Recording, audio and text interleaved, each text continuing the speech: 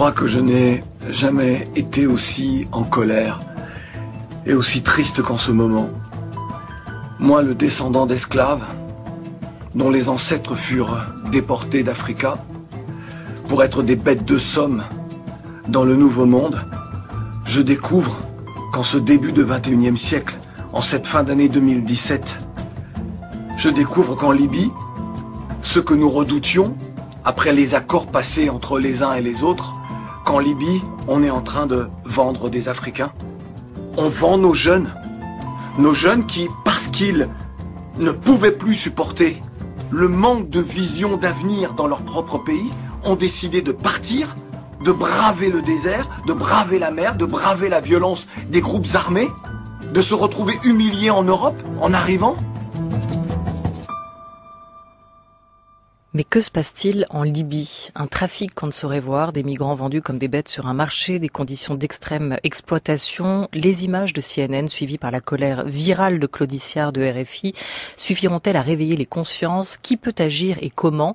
En vertu de quelles règles, quel accord? Comment provoquer et permettre une intervention possible de la communauté internationale dans un État souverain? Qu'est-ce que la mise en esclavage des migrants et au-delà la crise des réfugiés révèle de notre incapacité à agir? Invitée de cette grande table du vendredi, la politologue tendance juriste Catherine Wittol de Wenden, directrice de recherche émérite au CNRS et aux séries de Sciences Po. Elle enseigne là-bas d'ailleurs et à la Sapienza de Rome. Auteure de Faut-il ouvrir les frontières, régulièrement réédité, et de la question migratoire au XXIe siècle, migrants, réfugiés et relations internationales, un ouvrage qui vient juste de ressortir aux presses de Sciences Po, un ouvrage totalement actualisé. Bonjour à vous, Catherine Wittol de Wenden. Merci d'être avec nous. Au cours de sa tournée africaine, Emmanuel Macron a annoncé que des opérations d'évacuation d'urgence vont être organisées pour les migrants victimes de ce trafic d'êtres humains en Libye, suite à une décision commune à Abidjan de l'ONU avec l'Union européenne, l'Union africaine et 9 pays dont la France. Dans cette affaire, comment la communauté internationale se retrouve-t-elle confrontée à ses propres contradictions?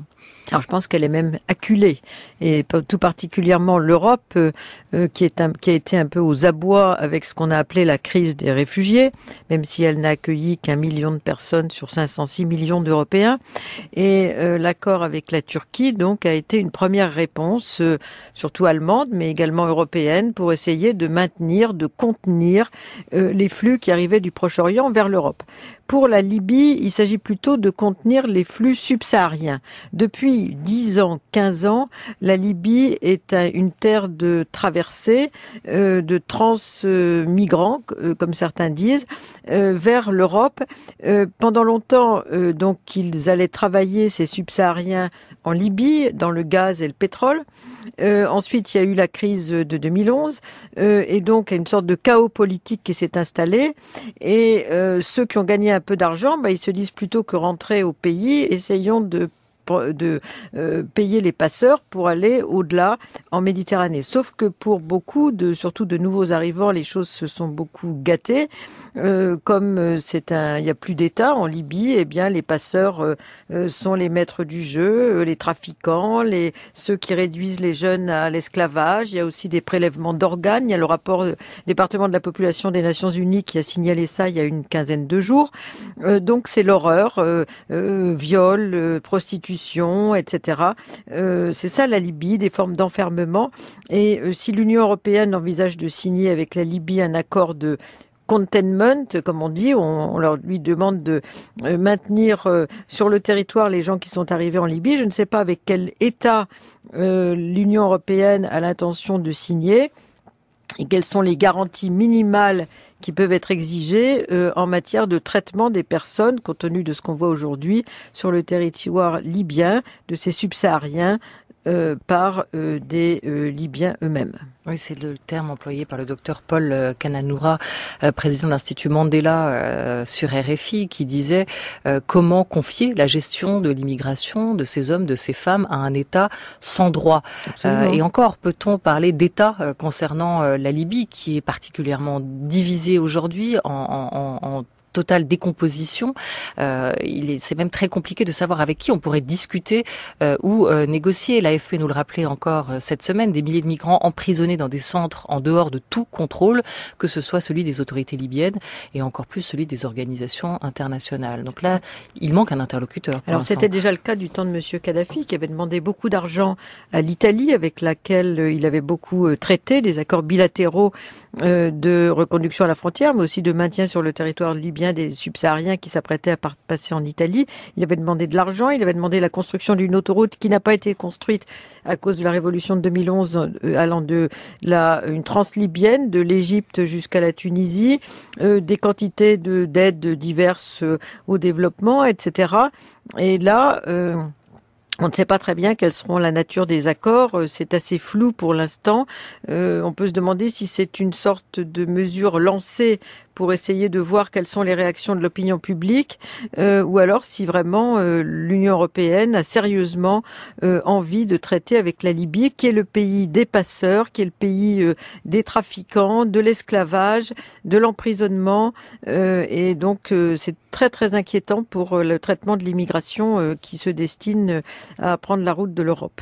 Des formes d'esclavage. On entendait le coup de gueule à l'instant de Claude Issiard de RFI, dont on semble découvrir aujourd'hui qu'il est loin d'avoir été aboli, qu'il existe encore sous des formes ou d'autres, et c'est le cas notamment aujourd'hui en Libye. Il y a un mot qui est souvent employé en ce moment et qui est discuté, c'est celui de la responsabilité. Est-ce que les Européens sont en partie ou totalement responsables de ce qui se passe aujourd'hui en Libye? Alors, ils n'en sont pas totalement responsables, puisque c'est la révolution de 2011 qui a instauré le chaos suite à un régime qui était également peu estimable auparavant, faut pas l'oublier. Mais aujourd'hui, traiter avec la Libye, il y a une certaine responsabilité, parce qu'on sait très bien que si les gens sont maintenus sur le territoire libyen, ça va être la négation totale du respect minimal des droits de l'homme pour ces subsahariens. Les prélèvements d'organes, c'est parce que les gens sont prêts à tout pour payer leur voyage et pour fuir la Libye. Beaucoup disent que traverser la Méditerranée, c'est moins dangereux que de traverser la Libye. Donc, souvent, ils n'en parlent même pas, d'ailleurs, tellement c'est l'horreur absolue, et certains ont des troubles psychologiques d'avoir traversé la Libye. Donc, si on traite avec la Libye, on risque de maintenir longtemps des gens sur des territoires particulièrement privés de toute sécurité, ces populations qui ne savent plus très bien si elles doivent repartir chez elles, rester sur place ou tenter l'expérience de la traversée de la Méditerranée dans des conditions toujours parmi les plus précaires. Rappelons d'abord, donc, à la demande des pays occidentaux, des accords ont été passés avec la Libye, pays de transit, pour qu'elle détienne des migrants en provenance d'Afrique, sorte de poste d'aiguillage, la Libye, de plaque tournante. Dans son discours à Ouagadougou, capitale burkinabèse, devant des étudiants le mardi 28 novembre dernier, Emmanuel Macron s'est montré à l'initiative. Une initiative qui doit commencer par frapper les organisations criminelles, les réseaux de passeurs qui agissent impunément depuis les centres urbains de la Corne de l'Afrique et de l'Afrique de l'Ouest jusqu'aux côtes européennes. Je proposerai également que l'Afrique et l'Europe viennent en aide aux populations prises au piège en Libye, en apportant un soutien massif à l'évacuation des personnes en danger. C'est un devoir et c'est le nôtre. Alors on parle aujourd'hui de casse-tête, Catherine Witold de Wenden. Comment faire pour respecter ce devoir qui serait le nôtre, c'est venir en aide à ces hommes et ces femmes? Alors il y a plusieurs idées, dont l'une consisterait à filtrer les gens qui correspondent au profil de demandeurs d'asile et qui se trouvent sur le territoire libyen, ce que faisait déjà dans le passé la Libye, puisqu'elle filtrait notamment les fameux fichiers Eurodac, les prises des empreintes digitales des demandeurs d'asile, pour les orienter, s'ils correspondaient à ce profil, alors que la Libye n'a pas signé la Convention de Genève sur l'asile, vers l'Europe. Donc la Libye avait déjà cette charge. L'idée, ce serait qu'on filtre sur place les gens qui sont en Libye, qui vont vers l'Europe, pour éviter précisément le trafic du passage. parce que le trafic du passage est mortifère. On a plus de 30 000 morts en Méditerranée, d'après certaines sources, pour d'autres 22 000, pour d'autres 50 000. Donc on est dans des chiffres très très importants depuis la fin du XXe siècle. Et déjà, éviter que la Méditerranée soit un grand cimetière, ça peut être quelque chose de très important. Donc si les gens ont un statut légal, c'est-à-dire s'ils sont considérés comme des demandeurs d'asile ayant des chances sérieuses de venir, de pouvoir obtenir l'asile, ils auront un parcours légal à travers la Méditerranée. Donc ça sécurise le passage. D'autre part, ça c'est vous qui dites ou c'est ce qui a été évoqué à l'occasion de ce sommet ça a été évoqué parce que l'OFPRA Europe-Afrique envisage d'avoir des postes de contrôle en Libye. Donc pourquoi pas, à condition que sur le territoire libyen, les gens aient des garanties d'être traités convenablement, ce qui n'est pas du tout assuré. La deuxième possibilité, ce serait d'ouvrir un peu le marché du travail dans les secteurs en tension pour l'Union européenne, ce qui permettrait d'alléger ce qu'on appelle vulgairement le tri entre les gens qui veulent venir pour travailler et ceux qui cherchent l'asile. Si plus de gens ont la possibilité d'avoir des titres de séjour légaux pour travailler, on aura moins de difficultés à déterminer dans des conditions souvent ce qu'on appelle des flux mixtes, difficiles à démêler si les gens correspondent au profil de réfugiés ou s'ils correspondent au profil de travailleurs sans avoir la possibilité d'entrer en Europe. Donc ça permettrait de clarifier les choses et d'avoir aussi, si les gens ont un contrat de travail, un passage légal en Méditerranée sans avoir à faire appel à des passeurs. Je pense qu'une des priorités, c'est de faire en sorte que toutes ces traversées très dangereuses, à la fois de la Libye et de la Méditerranée, soient sécurisées par plus d'accès à un droit légal à arriver en Europe et puis aussi peut-être voir avec les pays de transit, d'autres pays de transit, si les gens n'ont pas intérêt à être absorbés sur le marché du travail dans d'autres pays africains. Il ne faut pas oublier qu'un Africain sur deux migre en Afrique, contrairement à une idée répandue. Ils ne veulent pas tous venir en Europe. Mais pour les autres, il faut absolument, on se croit au Moyen-Âge quand on voit les descriptions de voyages à travers la Libye et la Méditerranée. Comment faire pour être au XXIe siècle sans sécuriser les parcours de ceux qui cherchent à venir en Europe. La seule façon, c'est qu'ils puissent entrer comme demandeurs d'asile ayant une chance sérieuse d'avoir un statut de réfugié, ou alors comme travailleurs ayant une garantie de trouver du travail et sans avoir nécessité de faire appel à des passeurs. Voilà, et pour l'instant, parmi les objectifs affichés à c'est Abidjan, contenir la population. Il est question de vider les centres de détention de migrants en Libye et de rapatrier quelques 3800 migrants africains de Libye vers leur pays d'origine ou vers un pays tiers. C'est un contresens pour vous ? C'est-à-dire que beaucoup de gens vont réessayer. Donc en fait, on repousse à une autre échéance, toujours dans le très très court terme, le problème. Les gens qui ont une détermination très forte à partir essayeront jusqu'au bout de partir. Alors justement, dans votre ouvrage, Catherine Witold de Wenden, la question migratoire au XXIe siècle, vous vous interrogez sur les profils des migrants aujourd'hui, qui sont très très différents, et vous nous le rappelez. Alors là, dans ce cas d'espèce en Libye, migration forcée ou choisie, facteur d'expulsion ou d'attraction, dans cet ouvrage, vous étudiez les différents profils de migrants. Dans le cas libyen, de qui parle-t-on ? Pourquoi sont-ils là ? Alors, il y a beaucoup de jeunes, déjà. Alors, il y a des hommes et un peu moins de femmes, surtout des hommes, qui sont des hommes jeunes, qui sont des gens de plus en plus scolarisés, de plus en plus urbanisés, qui sont très informés, qui sont en permanence sur les réseaux sociaux, mais aussi sur tout ce qui est information, nouvelles technologies, Internet, et bien sûr tous les portables et tout le temps sur la télévision. Donc ils savent très très bien quelles sont les conditions de passage, l'état du droit dans l'Union européenne, etc. C'est des gens qui sont plutôt des catégories intermédiaires. C'est pas les plus pauvres. Les plus pauvres, ils n'ont pas les moyens de payer les passeurs. Certains acceptent de se faire esclaves pour payer des passeurs, mais dans l'ensemble, c'est des gens qui ont surtout une très très forte détermination de changer de vie. Ils le disent. Ils disent, je peux mourir en Méditerranée, mais chez moi, je suis déjà mort. Parce qu'il n'y a pas d'espoir. Et ça, c'est très important. C'est une population très jeune, la population subsaharienne. L'âge médian y est de 19 ans. Donc, on a autant de gens de plus que de moins de 19 ans. Et ils ont fait la synthèse dans leur tête que chez eux, il n'y a pas d'avenir, ni professionnel, ni politique. Les chefs d'État sont parfois au pouvoir depuis 40 ans.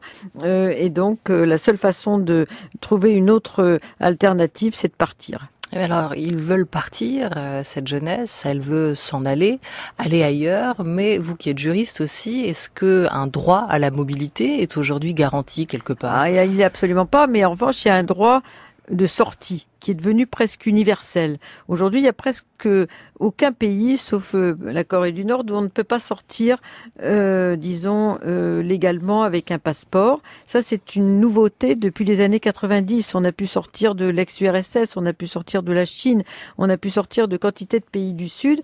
Donc, et puis, il y a des textes internationaux, comme la Déclaration universelle des droits de l'homme, le droit d'asile et quelques autres, qui garantissent cette universalité du droit de sortie. Le problème, c'est que pour qu'un droit de sortie fonctionne, j'imagine, il faut qu'il y ait un droit d'entrée.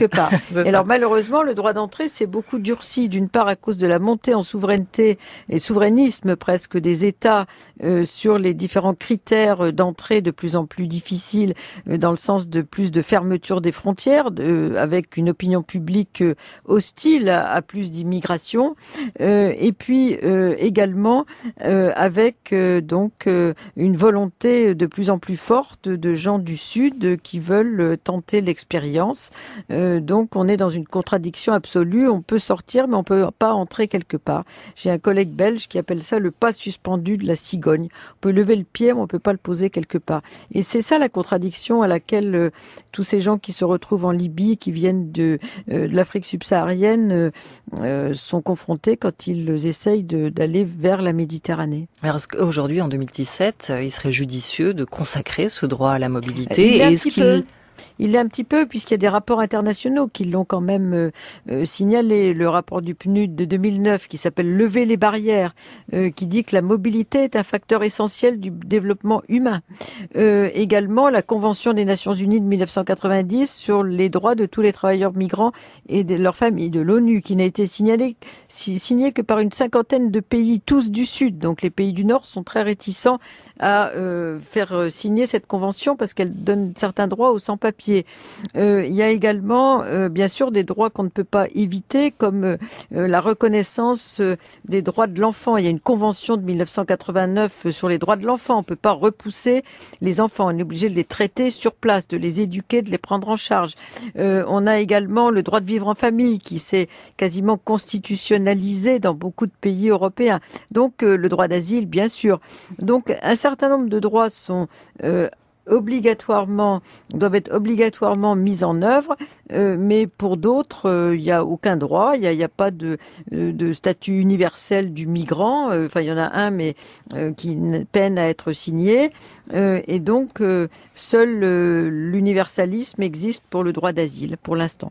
La migration introduit une anomie dans l'espace international et interne, écrivez-vous, Catherine Vitol de Venden, dans cet ouvrage, La question migratoire au XXIe siècle.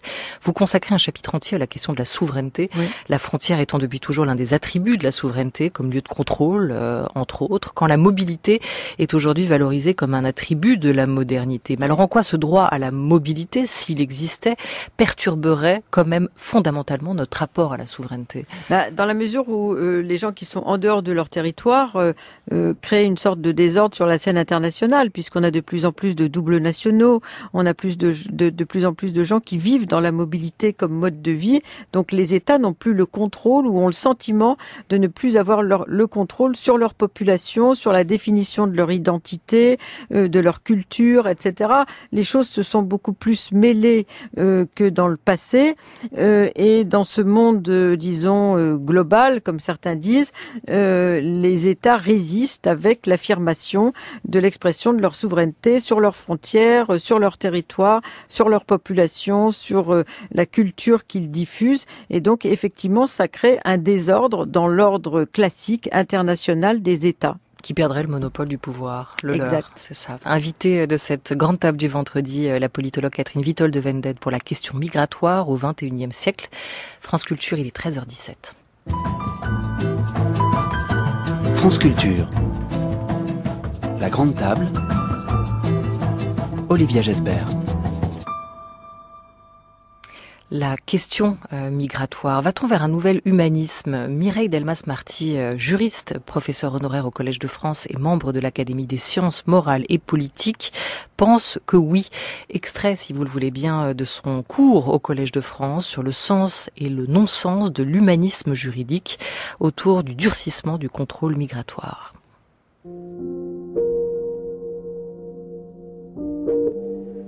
Je ne voudrais pas diaboliser la mondialisation, mais il faut bien reconnaître qu'entre l'humanisme juridique et la mondialisation, il y a un choc qui paraît inévitable. Inévitable parce que, au fond, c'est la différence, peut-être, c'est une des différences entre l'humanisme en général et l'humanisme juridique en particulier.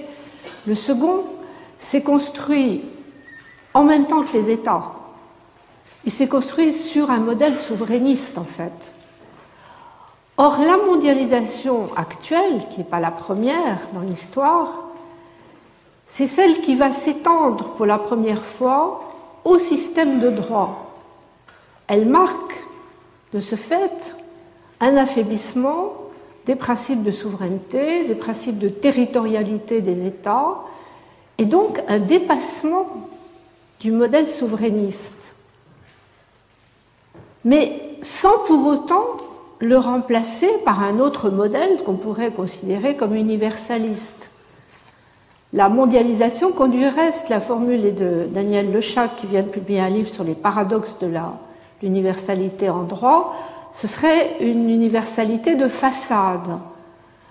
Et je dirais surtout une universalité multiforme, parce que les différents secteurs du droit n'évoluent pas tous au même rythme, ni d'ailleurs selon le même modèle.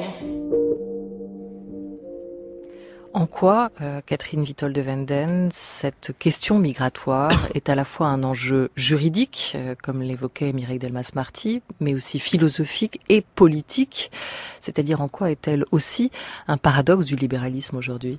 Alors, c'est un paradoxe très important, puisqu'aujourd'hui on est dans un monde essentiellement d'économie libérale, où en principe, à la lettre, si on regarde les principes du libéralisme, tout circule. Il y a la parfaite circulation des facteurs, comme on disait autrefois, des facteurs de production, dont les hommes et les femmes, la main-d'œuvre. Or, aujourd'hui, tout circule librement, sauf les populations. Donc là, il y a un paradoxe essentiel, qui est celui du paradoxe entre cette économie libérale et la montée du souverainisme des États sur la circulation des personnes. Par ailleurs, sur le plan éthique, en fait, on se demande pourquoi certains ont plus de droit à la mobilité que d'autres. En tant qu'Européens, en tant qu'Américains, Canadiens, etc., on peut circuler dans de très nombreux pays simplement avec son passeport, sans visa pour une durée de moins de 3 mois. En revanche, si on est afghan, érythréen, soudanais, on est considéré comme représentant un risque migratoire partout. Donc on ne peut quasiment circuler nulle part. Il faut un visa, souvent très difficile à obtenir, pour toutes les destinations que l'on se propose de prendre, indépendamment de la qualité des personnes. Ça dépend de votre nationalité et de votre passeport. Donc en termes éthiques, le droit à la mobilité est l'un des plus mal distribués au monde. Les 2/3 de la population de la planète n'ont pas le droit de circuler. Or, ces gens nous ressemblent de plus en plus. Ils nous ressemblent parce qu'ils sont de plus en plus, comme je l'ai dit, urbanisés, scolarisés, etc. Et ils veulent vivre comme nous. Nous, dans notre quotidien, on valorise souvent la mobilité. Cette année, on a fêté les 30 ans d'Erasmus. On est toujours très content si les enfants des uns ou des autres, ou les étudiants font des parcours en partie internationaux, y compris dans leur début de vie professionnelle. Certains sont très contents si ils passent une partie de leur retraite à voyager, etc. Et pour les autres, on leur dit non, tout est fermé. Donc là, il y a vraiment un paradoxe, et il y a même des gens qui s'installent, ce qu'on appelle les seniors au soleil, au sud, pour être dans des climats plus cléments, une fois qu'ils ont plus de temps libre. Donc en fait, Ce paradoxe, il est particulièrement important aujourd'hui entre le Nord et le Sud, même si les riches des pays pauvres peuvent souvent circuler librement parce que ils peuvent avoir des visas s'ils investissent, s'ils achètent des appartements, si ils sont très qualifiés, etc. Donc là, il y a une inégalité colossale à l'échelle mondiale parce que on peut imaginer que dans les années qui vont venir, la mobilité va être considérée comme une valeur essentielle de l'homme du XXIe siècle. Donc voilà. Ça, c'est un souci. Sauf que le droit est en retard par rapport à tout cela parce que le droit, il est soumis au régime des États. C'est les grands pays d'immigration du monde qui définissent le droit à la mobilité par leur politique migratoire. Et pour l'instant, ils ne sont pas prêts d'abandonner cette souveraineté sur la scène internationale, onusienne ou autre. Donc, il y a, une fois encore, peut-être une nouvelle gouvernance globale à imaginer sur cette question. Mais pour rester sur le champ philosophique d'abord et juridique, d'en passer, quoi qu'il en coûte, aux éditions de Minuit, Georges Didier Huberman répond par la pensée au spectre qui hante l'Europe de la poétesse grecque Niki Giannari. Son texte s'intitule « Eux qui traversent les murs » et la réflexion du philosophe se rapproche un peu de la vôtre. Il écrit « Passer pour vivre comme sujet du droit, comme simple citoyen, peu importe le pays, pourvu que ce soit un état de droit. Passer donc pour cesser d'être hors de la loi commune. Dans tous les cas, passer pour vivre. Mais là où vous avez fui les murs clos des caves bombardées, vous avez trouvé une frontière close et des barbelés au camp d'Idomeni. Vous plaidez-vous aujourd'hui, d'une certaine manière, Catherine Witold de Wenden, pour... Alors, est-ce un nouvel humanisme juridique, comme disait Mireille Delmas-Marty, ou pour une nouvelle citoyenneté, une citoyenneté qui serait transnationale et multiculturelle ?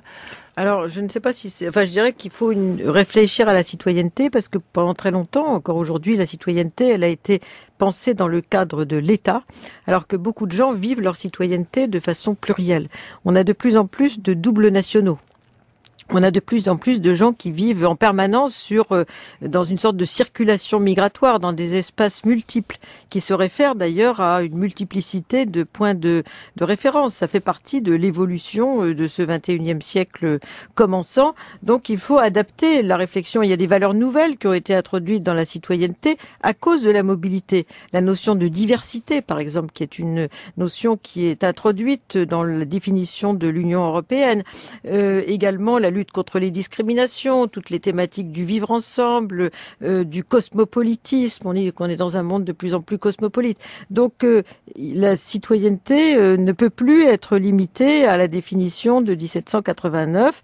Elle s'est déjà enrichie, notamment avec la citoyenneté européenne, de la dimension de la mobilité, puisque le citoyen européen, ses droits essentiels, c'est la possibilité de circuler, de s'installer, de travailler en Europe. Mais peut-être qu'il faut réfléchir à cette question à une échelle plus large, qui serait celle de la citoyenneté mondiale, démocratiser la citoyenneté et notamment à travers un des contenus essentiels de cette citoyenneté aujourd'hui, démocratiser le droit à la mobilité. Sauf qu'aujourd'hui, et vous le rappelez, les États continuent à examiner cette Absolument. question migratoire sous l'angle des flux, comment les gérer, des capacités d'intégration des migrants, et puis sous l'angle de la sécurisation des frontières, avec une opinion publique qui est souvent assez réticente, voire traumatisée. Le terme de traumatisme, c'est vous qui l'employez, à l'arrivée et à l'idée de l'installation des migrants sur leur territoire. Alors, qu'est-ce qui pourrait susciter ce changement de paradigme aujourd'hui ? Alors, je pense qu'il faudrait sécuriser les parcours. C'est-à-dire que si les personnes ont plus de voies légales, je ne dis pas qu'il faut ouvrir toutes les frontières tout de suite, même si on peut imaginer qu'après une sorte de curiosité et de rush, les choses se tasseraient, parce que la leçon des ouvertures de frontières dans le passé, notamment de l'Europe de l'Est avec l'Europe de l'Ouest, a été que les gens ne sont pas venus massivement, mais ils ont entamé une sorte de circulation migratoire comme mode de vie, ici, là-bas.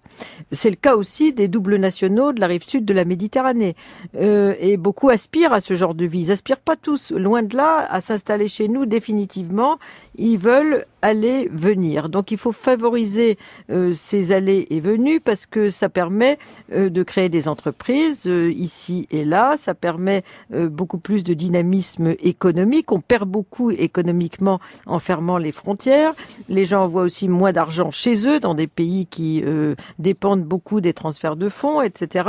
Donc économiquement, on est gagnant avec plus d'ouverture et gagnant aussi sur le terrain des droits de l'homme et de la tentative de de tuer les filières de passage irréguliers. Donc si on sécurise plus de parcours, c'est-à-dire en permettant à des gens qui venaient clandestinement, qui faisaient appel à l'enfer libyen, de venir légalement pour travailler dans les secteurs où on manque de main-d'œuvre, qualifiée et non qualifiée, si on permet à plus de gens de tenter leur chance pour des jeunes dans d'autres pays que chez eux où ils considèrent qu'il n'y a pas d'espoir, si on permet donc à desserrer un petit peu l'étau des critères pour toutes sortes de formes de mobilité, depuis le regroupement familial jusqu'à d'autres formes d'accès à la mobilité, on aura beaucoup plus de gens qui vivent ici, là-bas, et pas qui s'installent chez nous, parce que ceux qui s'installent, c'est les sans-papiers dans l'espoir de pouvoir régulariser leur situation.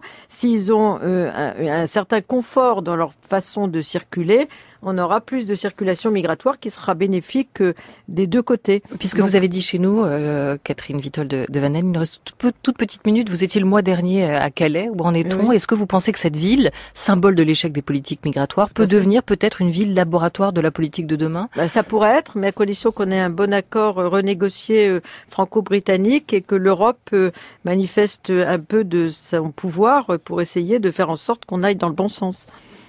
Ça n'en prend pas le chemin pour l'instant? Pour l'instant, ce que je vois que Calais, c'est une zone de, on pourrait penser qu'il y a eu la guerre compte tenu du paysage de grillage et des patrouilles qui sont sur le territoire de Calais avec des chiens policiers, etc. C'est un paysage de guerre, Calais. Et le Brexit ne va pas faciliter les discussions? Je ne pense pas que ça changera beaucoup de choses, parce que ce qui bloque Calais, c'est le fait que les Anglais ne soient pas dans les accords de Schengen. Merci beaucoup Catherine Vitol de Venden. La question migratoire au XXIe siècle, migrants, réfugiés et relations internationales. 3e édition entièrement actualisée à retrouver aux presses de Sciences Po. Merci à vous. Merci beaucoup.